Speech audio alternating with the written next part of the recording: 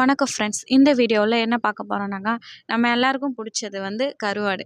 ஆனால் பிபி இருக்கவங்களால கருவாடு சாப்பிட முடியாது.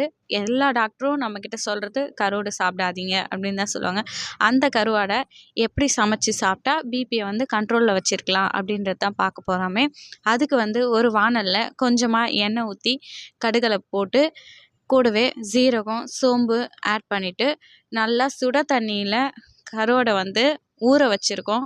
ஊற வச்ச கருவாடை நசுங்காமல் எடுத்து அதில் போட்டு நல்லா லைட்டாக பெரட்டினதுக்கப்புறமா நம்ம வீட்டில் இருக்கக்கூடிய குழம்பு மிளகாத்தூள் போட்டு கருவேப்பிலை போட்டுட்டு வீட்டில் கொத்தமல்லி தழை இருந்தாக்கா சேர்த்துக்கலாம். சேர்த்துட்டு இதுதான் முக்கியமாக சேர்க்க வேண்டியது. கடைசியாக பூண்டை நல்லா ஒரு கைப்பிடி கூட உங்களுக்கு பூண்டு நல்லா பிடிக்கும்னாக்கா கொஞ்சம் எக்ஸ்ட்ராவே சேர்த்துங்க.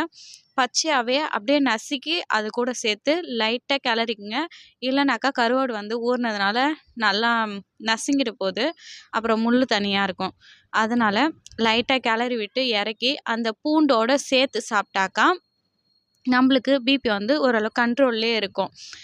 ஏன் பூண்டு சாப்பிட்டாக்கா கண்ட்ரோலுங்கன்னா, பூண்டுக்கு ப்ளட் ப்ரெஷரை குறைக்கிற தன்மை இருக்குது அப்படின்னு ஆராய்ச்சியில் சொல்லியிருக்காங்க. நம்ம கருவாடை சுடு தண்ணியில் போட்டு நல்லா ஊற வச்சு எடுத்துட்டனால அதிலையே முக்கால்வாசி உப்பு போயிடும். பூண்டு கருவேப்பிலையோடு சேர்த்து கருவாடையும் நல்லா டேஸ்ட் பண்ணி சாப்பிடுங்க. உடம்புக்கு தேவையில்லாத எதுவும் வராது. Thank you friends.